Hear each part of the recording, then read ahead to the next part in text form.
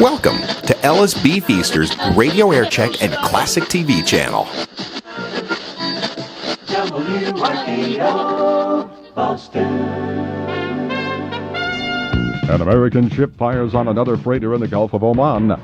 Hello, Boston. This is Larry King in Washington, and this is your cordial invitation to join me tonight and every night at 11 for The Larry King Show. Monday through Friday, we feature fascinating guests from all walks of life.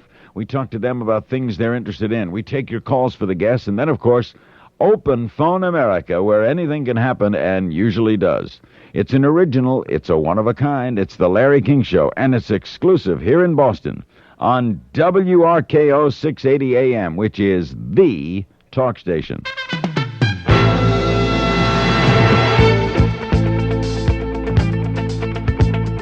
Hello, New England. This is Jerry Williams. Will you just turn that down a bit for me, please? Thank you very much. That was the voice of Larry King, who happens to be seated right here in the house, which used to be Scully Square. This used to be Scully Square and is now City Hall Plaza. It was designed to be Houston, and some guy who was an architect from Mexico City actually designed this place. And, of course, if you want to come skating here and break your neck and a few other parts, you come here in the middle of the winter. Takes you a long while to get warmed up, doesn't it, Jerry?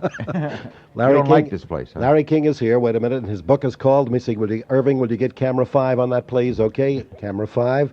It says, Tell Me More. And Larry has written a sort of compilation of people he's met and fun he's had while he's been on the radio, and it all dates back to good old Miami, which is where Larry and I met. You were right. I met you. You were on Surfside 6. Yeah, I was at a broadcast at the houseboat that was the scene of the famous television See, show. now you see this nice young lady right here with the RKO T-shirt. She doesn't know when you mention Surfside 6. Doesn't mean anything. Has no meaning at all. Let me explain then, so the audience might understand the same. Surfside 6 was a television show. It was very hot for like 3-4 years. The concept was that this was a detective agency that was based on the inland waterway in Miami Beach. That's where their offices were. And they had this beautiful houseboat that was built by a guy named Larry Vida. Diane McBain was one of the people on it. Yep. Troy Donahue, I think. And they were the crew of the detective agency. Hey, it was a good show. We could bring it back now that we're talking about it. And they had a theme called Surfside 6. Yep. Where's that in Miami and of Beach, course, Pam? As a result of Surfside 6, another show called Route 66, Route 66. That was another show. Yeah. That was a And spin-off. Hawaiian Eye. They were all right. around at those times. George Maharis and... Correct. And I did my radio show. We got permission. We had to get permission from the City Council of the City of Miami Beach to broadcast from the Surfside 6 houseboat right across from the Fontainebleau. It was a really weird scene. We had incredible people came on that show. Jerry Williams, Jimmy Hoffa, Ed Sullivan. The wild part about it was docked at the Fontainebleau's dock. So it was like a tenant of the Fontainebleau. So when you ordered room service, the guys would bring the carts across Collins Avenue. You know, like you'd bring room service. They would have tables and And coffee. we were lucky to get it because that's how he got paid off in room service. That's There was right. wasn't much money around in those times, was it? What were you getting, 15,000 or something like that, Larry? Yeah, 15 to 20. 15,000 bucks, and that we were lucky to be able to get the sandwiches, the roast beef sandwiches, for nothing, as they say. And Don Rickles said this is the only radio show you cut one rope and it floats away. Well, that's where Larry got started. Really, I guess he was interested in radio in years beyond that. All my life. I But I remember your night because I remember when they said Jerry Williams is coming because you were kind of like a cult hero at that time. You were based in Chicago then. yeah. Well, you mean in 1980 when I went to Miami in 1980? Is that what you're talking about? No. You were in Boston, I guess. Yeah. This is 65. Right, yeah. Well, 25 years ago. Yeah, when I came to Florida in 1980, I could not. I was there for 1 year in Miami, and I couldn't bear all the alta cockers. I mean, I remember when you went down to Miami. Yeah, just that 1 year. What station were you on? I was on WNWS, and it was just too much for me to. All the kvetchers used to call up and say, "Hello, Jerry." You know, one of those. Well, Miami is a very unique, vibrant, unique talk show market. It Yeah. has 2 all-Spanish talk stations. No, I one figured- of them's number 1. I figured maybe I could outlast some of those people. They would, eventually die off. But when I left, they were still there, and they're still there, as a matter of fact. Some of the older folks. So they're a very vituperative market. Yep. You should have been very popular there. But except on one of your marches to City Hall, they can't march. Well, Larry is here. We're happy to have him in Boston. The National Association of Broadcasters is here, and Larry's doing his show from the atrium at the Copley Marriott. Last night had a bunch of guests that dealt with the people in the audience. He's been at the NAB Broadcasters Convention for some years now. I think it's about 12 years. Yeah, everyone they've had. He's been coming, and he's heard on Mutual across the country, 365 stations, and a new book out, Tell Me More. Larry's going to be doing a sort of Ed Sullivan kind of variety show, bringing back, and she doesn't even know Ed Sullivan either. We mentioned Surfside 6 and Ed Sullivan, which she doesn't know.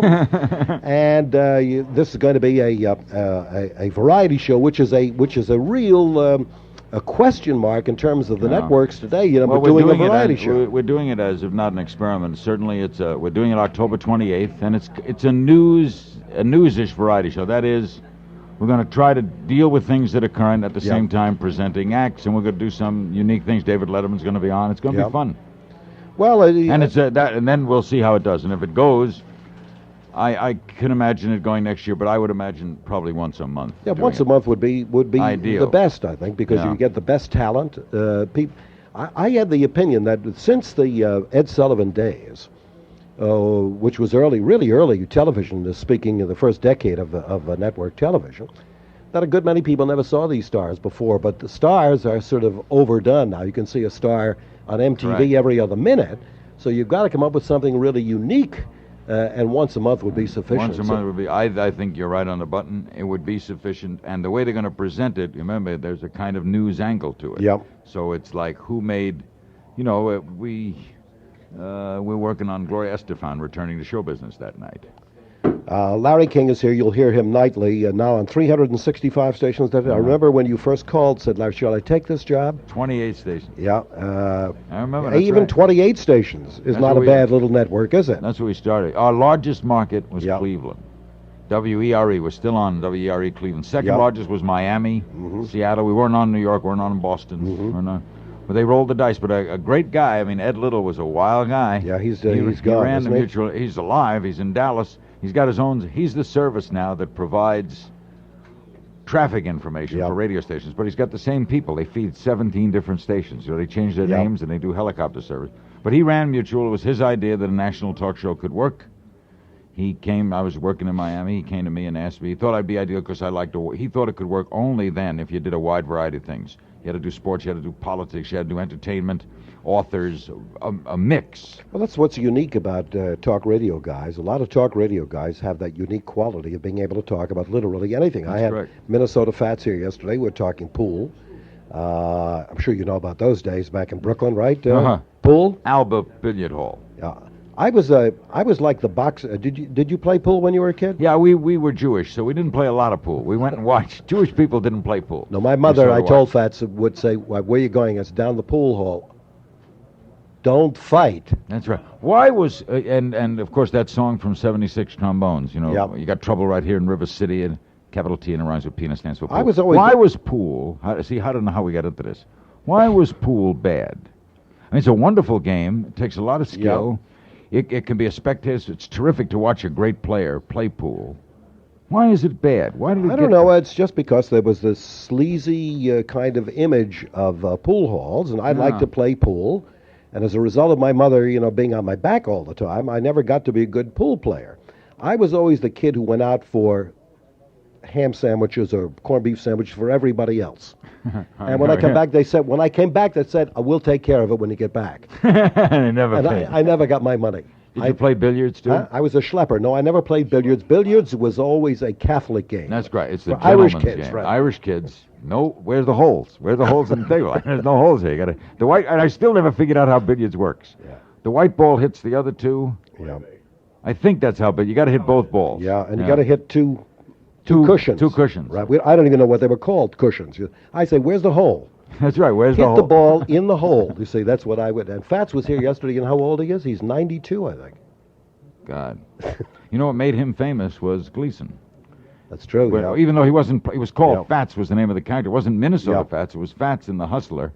But Gleason, who I knew very, very well in Miami, write about a lot in the book. Well, that's how it made Minnesota Fats favorite. Yeah. Well, that brings me back to what we were talking about radio talk show hosts as a breed unto themselves. It's a rare commodity. That is, how many are there in the country? 300, 400, maybe. And the guys who do it uniquely and do it best are in another minority. And that's why I said last night on your show, although it was not carried by RKO, we were not on. Why? There was a ball game. Oh, the Red Sox. The Red Sox were in the process of losing as they to usually do in Chicago. September, say. And This is the Boston mental attitude toward team sports. It's the only city I go to that is... Boston is one of the great sports town in America. Yep. That's totally pessimistic. Hey, what do you think of the Patriots? No chance. Exactly. Red Sox, we're going to blow it. yeah, Bruins, down the tube. Celtics are the only team they're optimistic about. I'm not too optimistic about the Celtics either. You know. Well, that completes the sweep. I Yeah, mean, name the four major recently, sports. I interviewed Kevin McHale. I said, "What position are you going to play?" He said, "I don't know." I mean, he's going to be on the starting club. Is he going to be the sixth man, or what is he going to be? He doesn't even know himself. So, But the Celtics are the only optimistic team in the city. Where the well, you the can't city get is tickets. I mean, optimistic if you about want to them. get online to get a ticket, you got a 10-year wait But to the get a city ticket. perceives Celtic victories. They go expecting to win. In no other sport do they go expecting to win in Boston. Well, we're generally pessimistic, and Why is that? I don't know. If you watch Wade Boggs, you get pessimistic after a while. He's so technical. I think he read George Will's book, about the technical aspects. Men at work. Yeah, about the technical aspect of it. When you and I, Larry, since we're Brooklyn born and Brooklyn bred, know more about baseball than all these other guys combined because we went to Ebbets Field, right? Lived at Ebbets Field. Yeah. I lived at Ebbets Field. The picture How on much- the wall of my studio is of the 1954 Dodgers. All right, a few trivia points about Brooklyn. A lot of Brooklyn people live up here, by the way. Oh, yeah? What was how much was it to sit in the bleachers? 50 cents. 55 cents. 55 cents for 55 the box bleachers. First two rows, if you got up there fast enough. All right, what was the left field, Grandstand? yeah, not the grandstand, the Distance? distance. 330. Right field was 297. That's right. And the sign down there, if you hit it, you got a free suit? Abe Stark. Abe Stark. They had a little sign at the bottom of the scoreboard. It said, hit this sign, win free suit. You had to hit it on a fly. The sign is 3 feet off the ground. You'd have to hit a line drive at 600 miles an hour that does no propulsion into the air and hit this sign. No one ever hit the sign. Oh, I think proudest- somebody did hit the sign. I think someone asked me the other day, what was the single individual most thrilling sports memory of your life? And I was able to have it right away because I was at Jackie Robinson's first game. And I still feel that. I can tell you the kind of day it was, how it looked when he ran on the field. That image I will never forget of number 42. And then I got to interview him 6 weeks before he died. I keep recalling my greatest sports feeling. I watched the first night game ever at Ebbets Field. I got out there at 7 in the morning, cut school, of course. And once in a while, I cut Ebbets Field and went to school.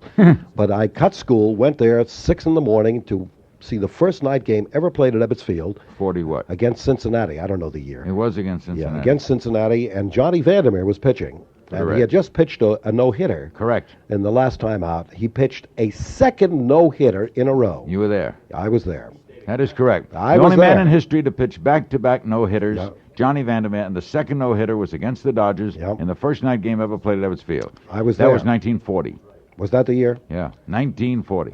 And then in the third game after that, Vandermeer pitched, and a guy got a hit in the second inning, and someone said, how did you feel? And he said he's glad this foolishness was all over. But the Brooklynites were merciless against Vandermeer, who had a sort of clockwork kind of wind-up. He would when he wound up, he'd go 1, 2, 3, whew, and everybody was counting on every pitch trying to rattle this guy. He walked 9 men, and then he hit a blooper. The man who hit the blooper, let me see, was it Leo DeRocher? I think it might have been Leo DeRocher. Hit a blooper into center field. Looked like a Texas leaguer. 3 men on base, 9th inning. Guess who was in center field? Guy who played the shortest center field for Cincinnati, Harry Kraft. Harry Kraft. Yeah. Remember Harry Kraft? Yeah. See, you don't remember. I remember the name Harry Yeah. Kraft. I never saw him play. Well, My anyway, first game was, the first game I ever saw was Dodgers in Cincinnati, Yeah. 1945. My cousin took me. I was 12. Well, Never Larry, forget that. well, why are we doing this? I don't have no why are we idea. reminiscing all this stuff. I don't know. Your wife is sitting here. She's, Eating turkey. What are you eating? Turkey. She brought some. Is there Looks some for okay. me? And we're all at the house, which is really I at love the old this house. side of Scully Square. This is the City Hall Plaza. Larry King's book is called "Tell Me More." You'll hear him tonight. Is there a game in? There is a game in Chicago tonight, so On you after the may game. or may not get on at 11 o'clock here locally. Well, the game starts 8:30, so it's close. It is close, and we'll be back here at the house with your calls and comments. Want to ask Larry any questions? Hey, what's your question? What's your your- hey. question? Baltimore, Some Maryland. people are a little overwhelmed on their first visit to HQ. This must be the biggest warehouse store in the world. Maybe we should ask for directions. Hey, I know my way around a home center. And with over 30,000 different items for the do-it-yourselfer, it goes without saying that you may have some questions. We're lost, aren't we? Yeah, this is just a shortcut. That's why we have a helpful answer desk and people who really know the building supply business at key points throughout the store. Thanks for coming to HQ. What can I help you with today? Oh, nothing. Well, actually, we're looking for a cordless drill. Right this way. So don't worry. An HQ may be big, but no one's ever gotten lost in one. Can I show you how it works? Hey, you just plug it in, right? Cordless, Bill. Cordless. Home Quarters Warehouse. The bigger, the better. 2 new HQ warehouse stores are now open in Norwood and Danvers. Help them celebrate. You'll find everything you need at an amazingly low warehouse price. HQ is proud to be the corporate sponsor of Raise the Roof for the Homeless. Be safe and warm with Glenmore. All our gold medal service will be at your door. We'll get you through the winter days. We'll keep your home heated the Glenmore way.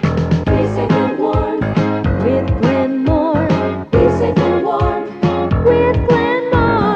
Ooh, Glenmore. Ooh, Glenmore. Safe and warm 24 hours a day, Glenmore watches over your home heating oil needs with automatic delivery service and a trouble number you can call day or night.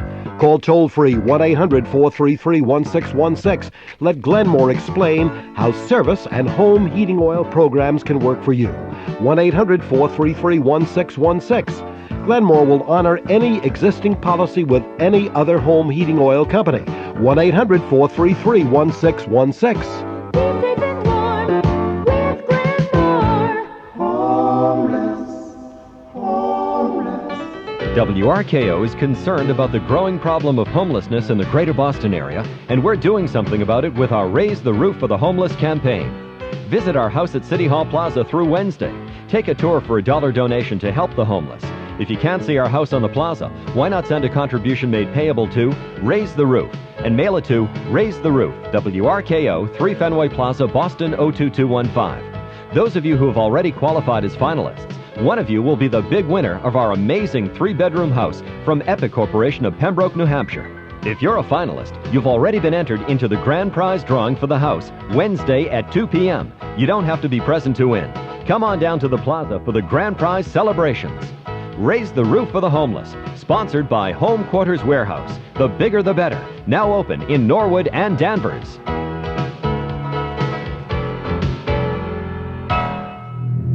He's back. It's an election year. John Kerry is back, and no television camera is safe from him. Yes, it's an election year, so John Kerry is finally back in Massachusetts, issuing press releases, holding hearings, giving interviews, handing out studies, and spending millions of dollars of your tax money to send out mail telling you what a terrific guy he is. But for 5 years, John Kerry has been more interested in El Salvador, Nicaragua, and Costa Rica than in Massachusetts. Jim Rappaport is running against John Kerry for the United States Senate and knows we need a senator interested in the political affairs of Massachusetts. Jim Rappaport knows we need one senator who will represent the values of the moderate voters of our state. And Jim Rappaport is right. So you have a choice in this campaign. Jim Rappaport, or you know who. Paid for by Jim Rappaport for U.S. Senate. And a hot dog at the game beats roast beef at the Ritz. Well, that's baseball, and it's my game. You know, you take your worries to the park and you leave them there. You yell like crazy for your guys. Good for your lungs. Gives you a lift and nobody calls the cops. Pretty girls, lots of them. Well, that...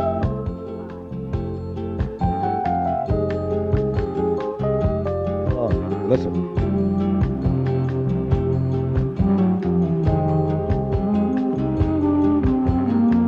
Henry Majeski, Johnny G, Eddie Juice, Johnny Pesky, Thornton Lee, Danny Gardella, Van Winkle Mongo,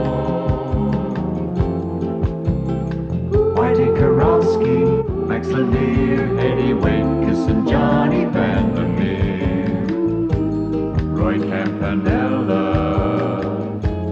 Van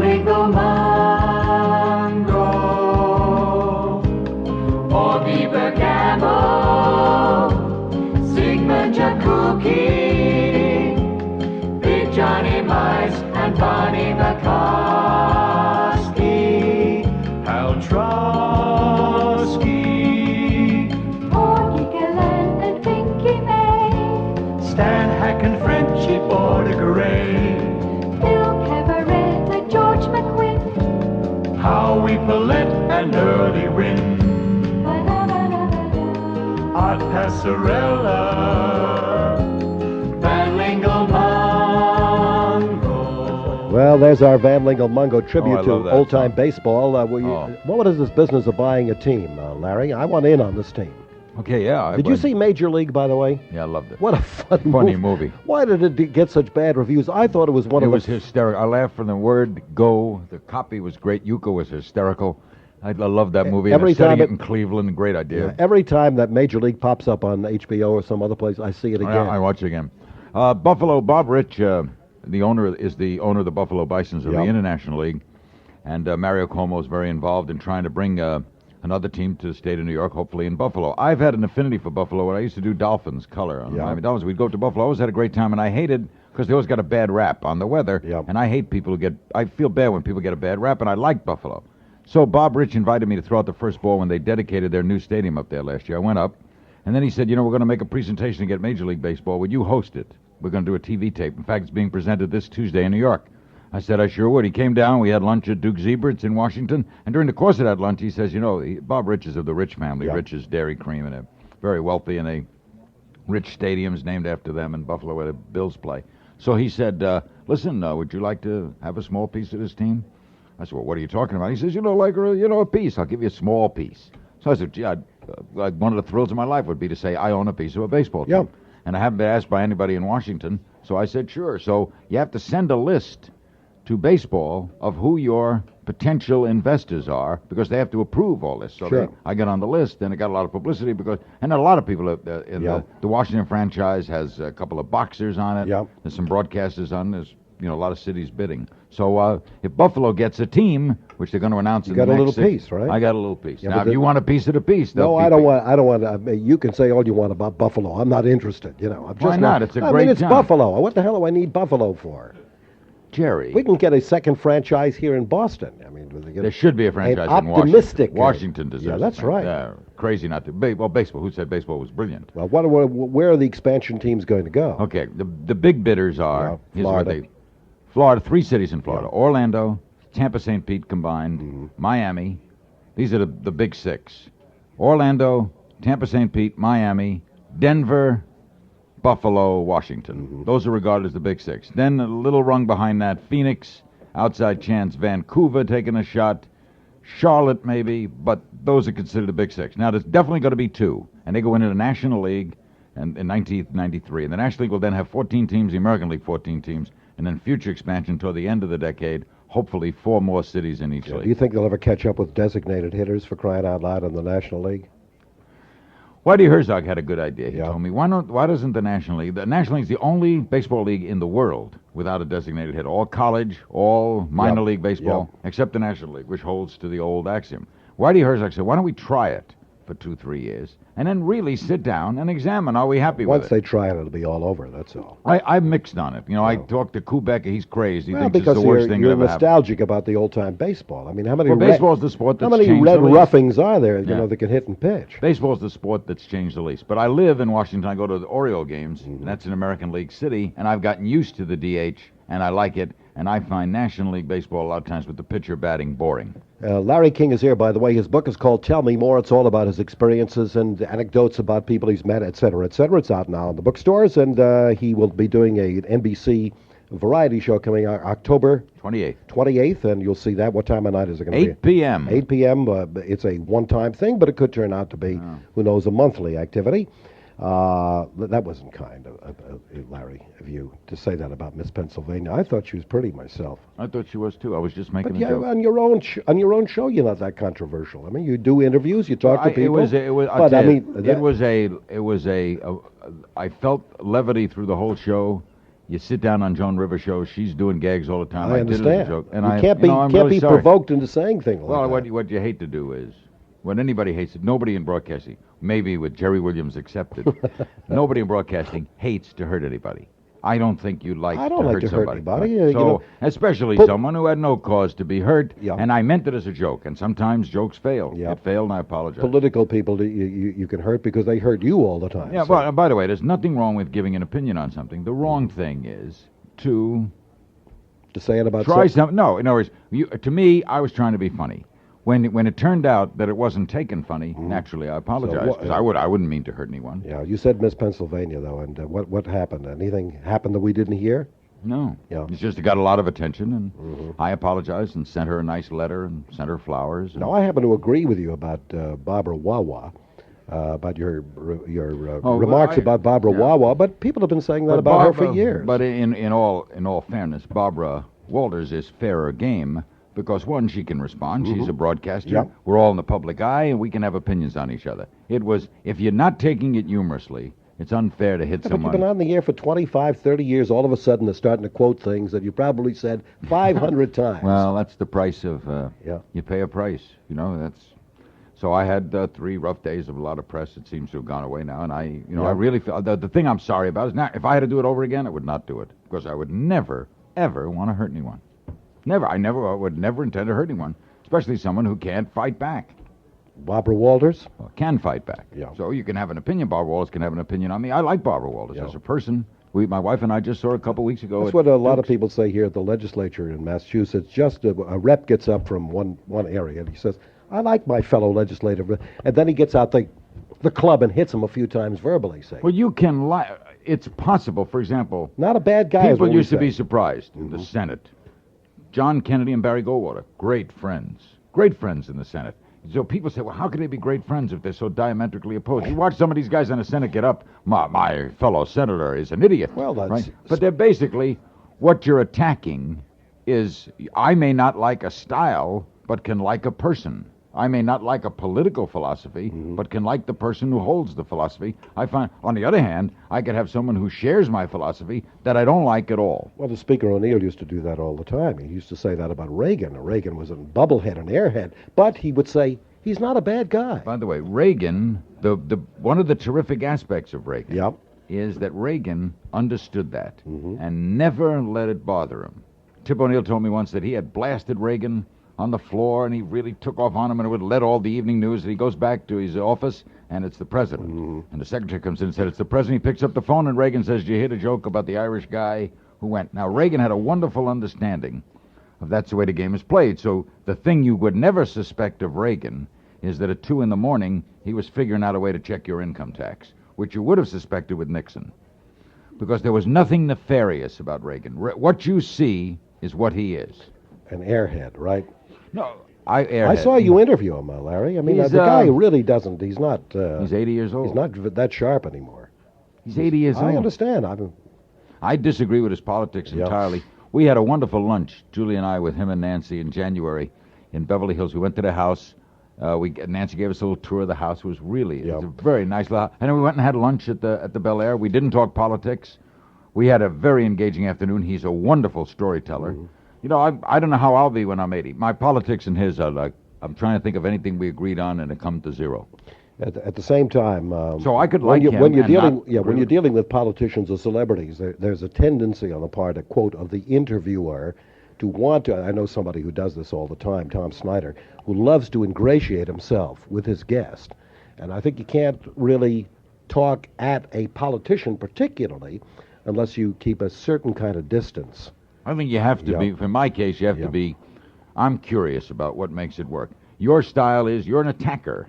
You are... Not all the time. Not all the time, but basically, if you have someone on in a political vein, but that you have to do your style, and that's your style. My style is to be curious. I don't try to ingratiate. On the other hand, I don't try to alienate. Alienation, to me, brings argumentative concepts, and that can work for a while, and you got to be real good to sustain it. What I tend to find with argumentative radio is that it gets the sameness to it. So it becomes predictable, and the worst thing you can be in this business is predictable. At the same time, argumentative radio, like we've been doing now, 2 hours, how long we've been here? 36 minutes, is that it? It's now 2:36. Nobody sustains that. I don't sustain it, but the argumentative aspect of what I do is about 1 or 2%.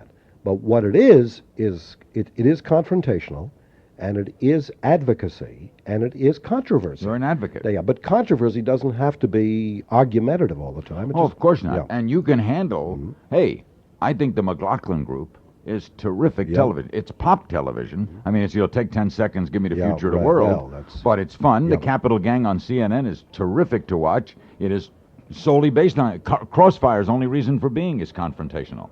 There's nothing wrong with that if you do it well and it's spicy. I think the trouble with, let's say, a hysterical talk show host who does 3 hours every day. Why are you looking at me?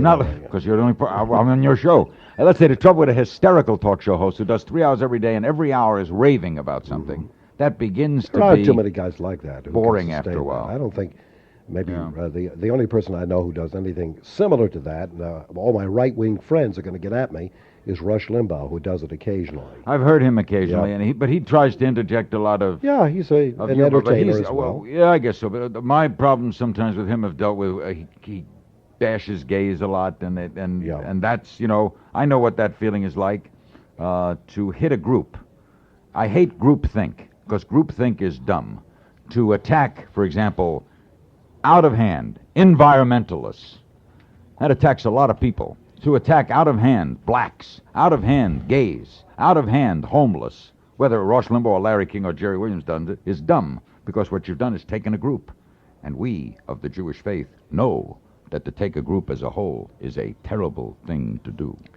Send out for a glass of tea and a corned beef sandwich, and we'll return with Larry King. His book is called Tell Me More. He's here at the Copley Marriott tonight, where his Coast to Coast show is emanating at 11 o'clock from the atrium. If you want to come see it, it's on the third floor. School is back in session, so be smart and pack up a delicious and nutritious lunch, and begin with Russer Little Salt Cold Cuts. That's L-I-L Salt, Little Salt. Russer Little Salt Cold Cuts contain 33% less fat and sodium than regular cold cuts, less fat and sodium than turkey cold cuts as well. There are many deli varieties to choose from. There's 97% fat-free cooked ham, bologna, cooked salami, old-fashioned loaf, pickle, and pimento loaf, and Braunschweiger. It's hard to believe that this deli meat so good could be so good for you, but it is true. Russer's Little Salt. And you'll see if you try it that a deli meat with less salt and less fat will be the best meat you've ever tasted. So this year, start school smart. When you visit your favorite deli, ask them to slice up some Russer Little Salt, the most delicious and nutritious cold cuts available. Russer Little Salt. Ask for it at your deli. It's a nickel a shtickel.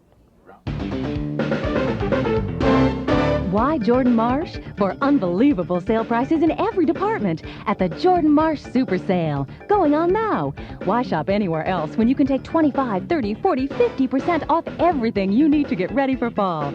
Take the kids for 30% off selected sweaters, kids collections, and selected junior denim. Take Dad for 25% off selected Reebok athletic shoes and men's Hager dress slacks. Take off work. Just don't miss these extraordinary Super Sale values at Jordan Marsh. You can take 30% off selected Mrs. blouses and selected wool coats, pant coats, rainwear, and outerwear. Take 25 to 50% off all flannel sheets, and the Interplaque dental system is only $64.99. So why wait? Take off for Jordan Marsh today and take home the best values you'll find this fall, including Super Sale bonus buys, sensational values on merchandise you can't afford to miss. The Jordan Marsh Super Sale, going on now. That's why Jordan Marsh. Special interests used to contribute unlimited amounts to Massachusetts politicians until State Senator Paul Cellucci demanded change. Unlimited contribution, Cellucci said, means unlimited corruption. Now, special interests are limited by the new campaign finance reform law. Everybody wrote off Massachusetts to Dukakis until Paul Cellucci became Bush chairman in Massachusetts. Cellucci said, Dukakis can't run our state, how can he run America? The right to an abortion? Cellucci says, let women choose and keep the government out of it. The taxers on Beacon Hill keep passing more taxes, but Paul Cellucci votes no. He's the only state senator with a 100% rating from Citizens for Limited Taxation. Battling special interests, fighting for George Bush, protecting the right to abortion, voting against more taxes. Paul Cellucci, State Senator Paul Cellucci, Republican for Lieutenant Governor. Paid for by the Cellucci Committee. I'm Paul Cellucci. This is Gene Burns, and this is my favorite radio station, WRKO, the talk station in Boston, AM 680. WRKO. Attention, this is an important announcement. After 70 years serving the fine jewelry needs of Cambridge, Maury Hirsch Jewelers announces the end of an era.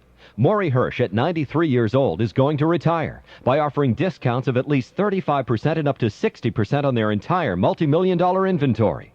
Imagine saving hundreds, even thousands of dollars on Maury Hirsch's quality diamond rings, diamond earrings, diamond pendants, lustrous cultured pearls, 14 and 18 karat gold chains. The list goes on and on. And of course, every Maury Hirsch diamond and precious gem is still accompanied by a detailed certificate of appraisal. Also, choose from an endless selection of brand name appliances, electronics, and giftware at similarly reduced prices. And now a word from Maury Hirsch, owner of Maury Hirsch Jewelers. I would like to express my deep appreciation for your support and patronage. Don't miss this once-in-a-lifetime opportunity to take advantage of retirement sale prices on fine quality jewelry from a store like Maury Hirsch Jewelers, 1030 Cambridge Street, Cambridge. Attention homeowners, did you know there's one home improvement that costs you money every day you wait to fix it? And the reminders are in every room in your home. Bad windows. Windows that leak.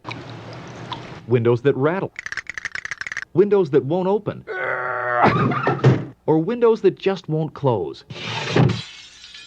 Should you fix them or replace them? Here's some advice from New England's oldest and largest replacement window company. The window experts at NewPro suggest you don't do anything until you have all the facts. With so many window styles and companies to choose from, you should get the whole picture before you purchase anything. So call the window people at NewPro and get a free brochure to help you with your choice. And if you think NewPro might be for you, here's a special savings offer. Save 30% off a NewPro window by calling 1-800-633-5555. You'll receive a free brochure plus a special savings certificate, good for 30% off a NewPro window. Call 1-800-633-5555. We're back at the house right here at City Hall Plaza, better known as Scully Square. With me is Larry King. Larry is at the National Association of Broadcasters, and his RKO show, and on 300 and some odd other stations, is going to be broadcast live tonight from the Atrium, which is at the Copley Marriott, if you want to come by. There's a big audience participation idea within it as well. And Larry's here. We're going to ask you if you want to ask any questions. Any questions? We're going to take calls? You want to take calls? Sure. Or you just want to schlep along here? We'll take calls. I mean, we could go on for some hours here. Let's take calls. All right. The number to call is 266-6868, 266-6868. Hello. Hello, Jerry. Yes. Where are you from? Topeka. Topeka. Topeka. You're on. How does he say that? Topeka. What's next? You say it, Larry. Topeka, what's the question? How you doing, Larry? I'm fine. Great show. What's great the question? Show. Get to the question. Great show. What's the point? Let's dump this guy out. No, Next no, call. don't I'm dump sorry. him. I'm sorry. I mean, the guy said enough, isn't it enough? Okay, get to the point. Seriously. I understand you're going to have Kitty Dukakis on next week. On television Monday and radio Thursday. I am going to tune in, but I was wondering if I can't get through to you, I was wondering if you could ask her a question for me, that when her husband was going around during the campaign saying that he didn't know for 26 years that she was addicted to pills, I was just wondering if you could ask her if that was true, and if it is true, how did she ever pull it off? Okay, I'll tell you something very interesting that I wrote about in Tell Me More, and that I will ask her about when she's there, which might lend credence to it. Mm-hmm. When I did Kitty and Michael together during the campaign, Michael came in from out of town, and Kitty was already in Washington. She was at our studios at CNN about an hour before Michael. She had 6 cigarettes she smoked in that hour. Right. When they told her Michael was in the elevator, she demolished the pack, threw it in the garbage can, put stuff on top of it, went into the ladies' room with scope and rinsed her mouth out, and came out and said, please don't say anything. Michael has no idea that I smoke. Well, so I'm thinking, as weird as it sounds, I think you can pull that off. Maybe I'm wrong, but I think you can. Well, I don't think he thinks she smoked. One of the questions that was constantly asked is, how could this be hidden for 25 years when you have somebody who, first of all, is addicted to pills, tragically enough, then secondly addicted to alcohol, and thirdly a manic depressive? How could she hide all of this from Dukakis unless he was walking around in his semi-days? Alcoholism, I don't know. Pills, I mean, do you know everything your wife takes? Do I know? No. Because right, my wife took a pill last she's night. in Palm Beach, not here. What the hell do I know what she's doing? My wife took a pill last night, and she told me it was this kind of pill. It could have been another kind of pill. It's possible. I don't know the manifestation. She denies it in the book. She denies that he knew about it, that she was very clever about hiding it. I'll tell you what I'll do, sir. I'm going to get examples of the cleverness. I saw what she did with cigarettes.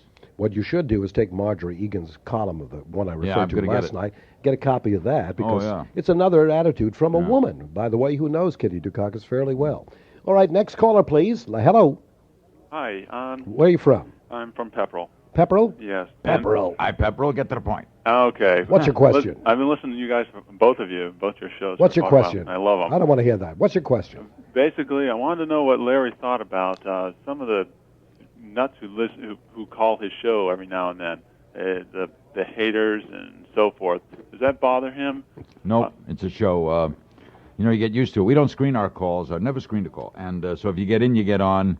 And trust me, sir, 5 minutes after the show is over and I'm driving home, I don't remember a caller. Because when you do it every day, you get very into it. You love every minute as it's happening. And when I hear a kook, it's a kook. And I judge a kook on the merit of their kookiness. Some kooks are terrific kooks. If you're a terrific kook, I might let you talk a while. And if you're not so terrific, I might say goodnight. You're always in control. Jerry's in control of this program right this second. I'm in control of mine when I'm on. Control is the factor. If you hear Jerry let a kook talk too long, it's because Jerry particularly likes that kook at that minute. We don't get that many. Presentation. We don't get that many. By the way, a lot of other people call everybody else a kook. I heard that guy and he's kook, but then really not. The kooks I would call the racists are kooks and religious fanatics. The religious fanatics can drive you up a wall. Yeah, doesn't it scare you though when you hear the numbers of them compared to what seem to be the sane-minded people? Well, there is a lot of, unfortunately. I think one of the curses of humankind is racism, and it still exists. And I don't know what, I frankly don't know what can be done about it. And I might add, there are different audiences at different times of day, too. Now, Larry's on at night. Right. And there are a good many people who can't make it at night. There are a good many people who can't hear me in the daytime. Correct. So it's a different kind of audience. Absolutely correct. All right, next caller, please, at 266-6868. Larry King is here. His new book is called Tell Me More. Hello. Larry King. Hi. How are you? Wait a second. Where are you from? Boston. Boston, Massachusetts. Hello. Hello. Hello. How do you like that? Now, hold on. Don't hang up, sir. Are you there? He's getting it all over. No, listen. Listen to this guy. Listen. Now, don't hang up. Listen. All right, now, what can we know about that guy? One, the guy is definitely alone. Been alone a long time, too. That man has not known a woman for a long time, and if he's a homosexual, has not known one of the same sex for a long time. He is unemployed by the design of the employer. He calls from cars once in a while. He goes from automobiles. He's lonely. Yep. What do you think he would have done? What kind of work is he out of? Yeah, well, he has no pockets either. He has no pockets in his pants. He has no. That's right. No pockets. He has no pockets. They're all destroyed. That's right. He hangs around post offices. All right, next caller for Larry King at 250. See, now there's a kook. We let the whole buzz go on. Yeah, but it was fun to listen to. All right, hello? Hello? Yes. Yeah, hey, Jerry. Hey, you two were beginning to sound like a couple of insiders there for a while. A couple of what? A couple of insiders there. A couple of insiders. Insiders. Yeah, well, we're insiders in radio. That's what we are. That's what you are, right. You know, we're you insiders. call and you say he must be like this, he must be like that. Where you from, Shorty? Boston. Shorty. Okay. Shorty, I'm bigger Boston. than you are. I know you probably are. Yeah, right. Okay. What's your problem? No problem there, buddy. Now you're giving me the radio clip. How come you're so hostile? No, What is? Hold on. I'm lost. Caller. Do you have a question? A question? What's your question? Yeah, okay. Here's What the is question. No, as Jerry has said many times, Larry, the difference between him and you is he's out there taking it every day. Okay? And Jerry is an advocate. As I said Well, last he night, is- Jerry that is is the the kind of difference. guy that goes to the city council meeting. That is correct. And Larry is a great interviewer. I don't he doesn't go do that. right. And what is Jerry? Jerry says you do schmaltzy radio? No, I never said that. I never used that term. Schmaltzy radio? No, I never used that. You're just trying to blow the whistle when Hey. it's not true. That's okay. Well, the bottom line is, I've heard you, what do you do, 2 hours? You usually got somebody He does pushing 3 a book. hours. He does 3 3 hours and 2 hours guess, right? That's right. 2 hours, somebody pushing a book. Well, let And, me tell you. Hold on, stop. Huh? Stop. Have you had a book published? Yes, I have. Okay, what was the title? Born Again. Okay, and was it a good book? I thought it was. Okay, if you'd have written to our show with a good book about being born again that offers us interesting insights into what's that like, we'd have booked you on. When people say this show has authors, like that's a put down. Let me ask you, sir, do you know how many people attempt to publish books a year? I'm not saying that is a put down. Oh, so you're saying it as a praise? Can I ask him one question? The Born Again, what did that mean? What was the title meaning? What did it mean? What was it about? Was it a religious book of some sort? No, it wasn't. It was about the school system. About which school system? Boston school system. Okay. Well, listen. You've been a pleasure to talk to, but we're going to dump you off. Yeah, but see you See you later, pal. Next, 266-6868. We don't have too much time, so we want to give Larry as many calls as he can possibly handle. Hello. 4 questions. Wait a One, minute. why are Wait a second. Just a second. Did you say hello? Hello, yes, Yeah, I but did. say hello. What is this? Hello there. You launch right into an attack? Give us a hello. Where are you from? Belmont. Belmont, Massachusetts. Hello. Hello. What's your question? they're off. Well, I'll tell you. 4 questions. I do listen here sometime, but That's not not a all the question. time. Okay. 1, why are you so rude to your callers? 2, what's this business? What's your question? 3, why don't you have toll-free calls? And 4, why don't you take lessons from Tom Snyder? And if this, Snyder in listen, compassion just and a minute. sensitivity? This particular gentleman. Oh, yeah. But, don't go away. Don't go. He's gone. Oh, damn. Why didn't he hit that mic? I got earphones on. I would have loved to unmask him. I'm sorry. I would have unmasked him. Unmasked him. Yeah, but Like, forget he it. was a You stranger. want to answer the He was a question? masked stranger. Yeah. We have an 800. I don't know why we don't have an 800 number. We've never had it. I'm not in management. If they wanted to have it, they should have it. I often recommend It'll be it. more convenient, I suppose, for people. I guess it yeah, definitely would. yeah. What was this other question? The other question is about why you give short shrift to a lot of callers. Oh, I don't think if you were never rude, let's say you'd make a concept that you will never be rude. It is therefore, according to my book of etiquette, rude to interrupt. Therefore, you have a guest. Jerry Williams will have a guest tomorrow, a doctor. And the first caller will be a lady from Belmont, Massachusetts. She says, I'm 78 years old, doctor, and I'd like to give you my personal medical history. It started when I was 17. I fell off a bike. Yep. Now, naturally, if Jerry interrupted at this point, he would be rude. No, I would be listening to everything she had to say. That's right. So we'd all sit back and listen, and the only people listening would be Jerry, the caller, and the doctor, and the doctor would fall asleep. Let's do the doctor bit. Right. Are we ready for the doctor bit? All right, next caller for Larry King. Hello. Hello? Hello. Hi. Hi. I'm calling from Hyannis. Hyannis, Massachusetts. Hello. Right. And I'm a great fan of you, as Jerry. Thank you. But I just thought I'd call and tell Larry how much I enjoy his show. Thank you. There you go. We listen to it all the time, and whether I'm here or in Florida or wherever, and I enjoy his show very, very much. I enjoyed Sybil Shepherd last night, Thank you. and I thought we ought to have some positive vibes from one of your female fans. Thank you. Okay. That's it? That's it. I haven't any questions. You I didn't throw one dart at you, Larry. I'm one. sorry? Positive vibe. Right. All right. Thank you. All right. Thank you very much. Our next caller at 2:54 in the afternoon. Larry King is here. His book is called Tell Me More. He's peddling a book. See, I do it automatically. Some guys come in, but they the start mentioning their own difference books. between peddling would be if I said, and I was in town for this convention last year. But you didn't if mention I was in either. Boston, hold it. Yeah. I would have come on the show. Book or no book. I don't care about some But book. You're Jerry. what I'm saying is when book people do come on, we call them book pimps, people Why? who want to get, because there's too many, hey, well, let's have this guy on. And Why? yesterday, for instance, when we had Minnesota Fats here. He did a book. He's a marvelous interview and fun to have on. There were a couple of public relations people over there. They would have liked to shoved him out of the chair so they could sit down and do the interview. I mean, it was that aggressive. In front of me. Am I right, Jimmy? In front of me. They were doing that sort of thing. And a good many publishers are that aggressive. I think the way a producer should look, and I'm not a producer, the way a producer should look at a show is, there's only one concept a producer should look at a show. Is the guest interesting?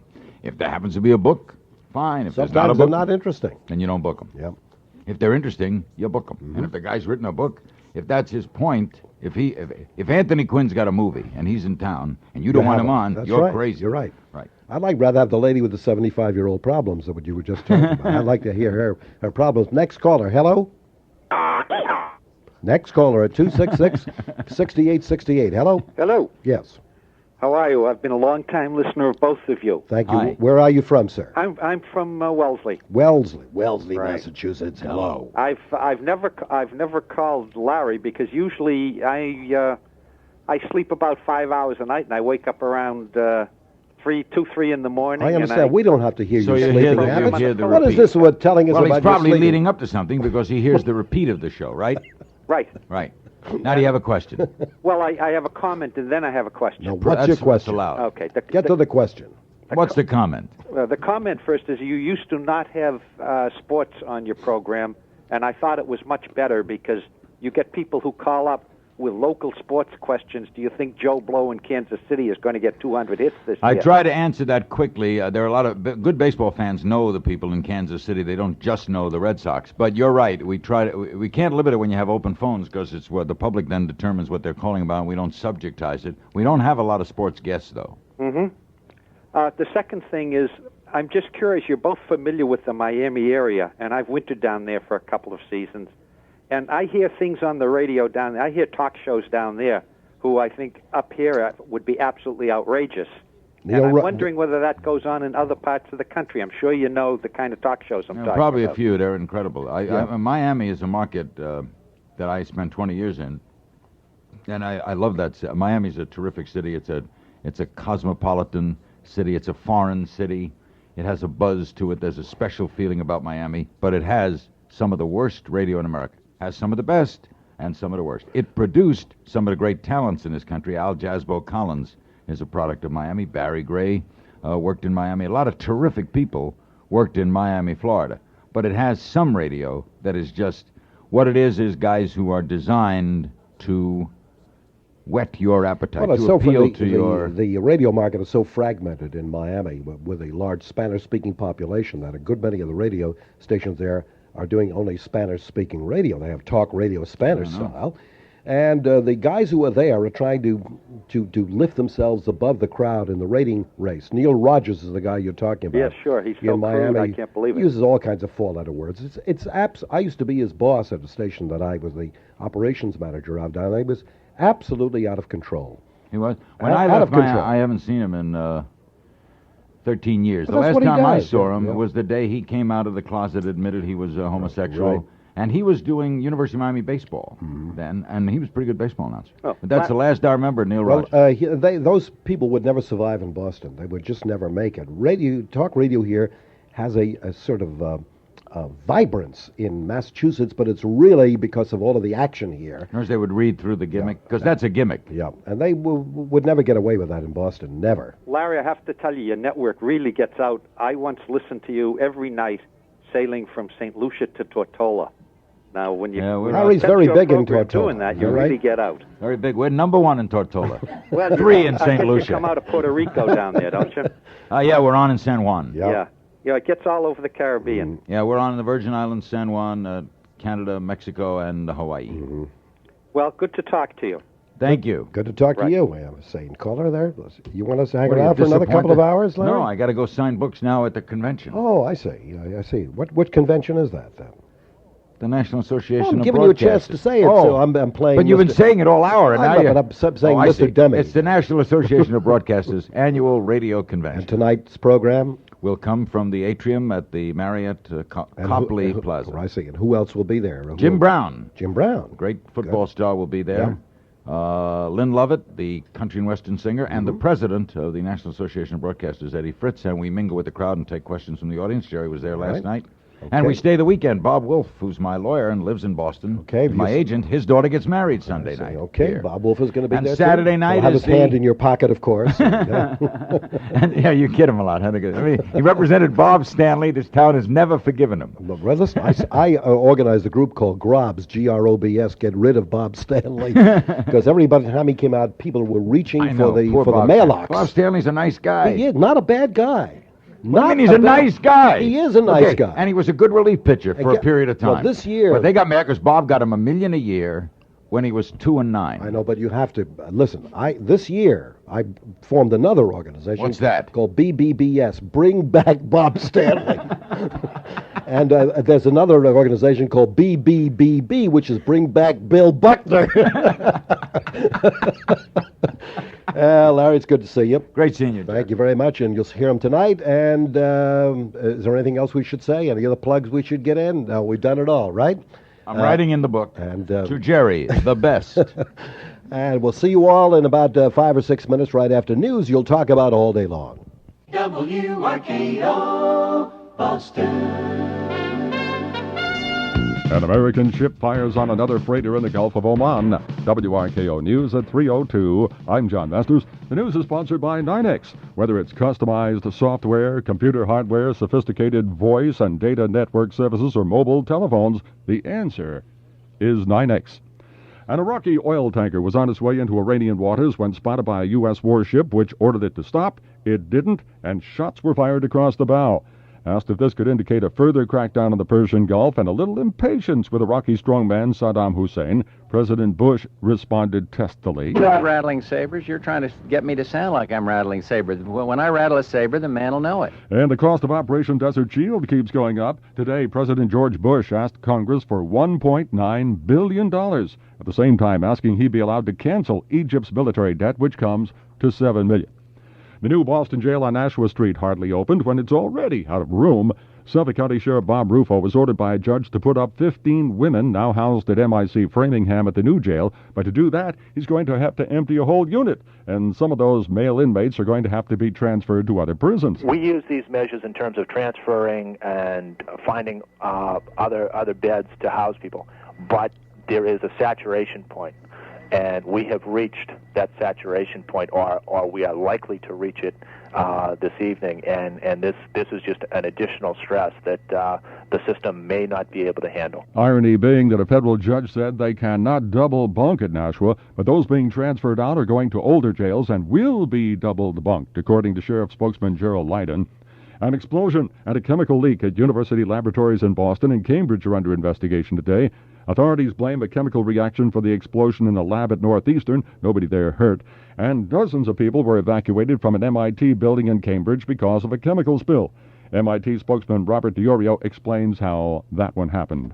A graduate student in the chemistry lab, using a 4-pound cylinder of hydrogen bromide, opened a valve on the tank to get some gas into his apparatus, his experiment. And somewhere along the line, there was a leak. Hydrogen bromide is toxic, but not flammable. No injuries in that incident either. Day 2 for David Souter's confirmation hearing before the Senate Judiciary Committee. The judge, who's been avoiding taking a stand on abortion, was asked today if he could ever justify taking a life when one is threatened.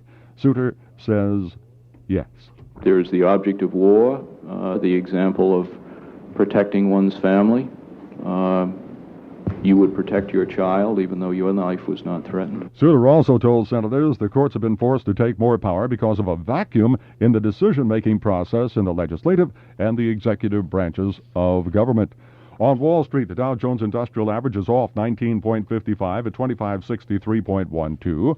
WRKO wants you to know the first annual Chili Cook-Off to benefit the Cystic Fibrosis Foundation is going to be held at the Hyatt Regency in Cambridge on Sunday, September 23rd.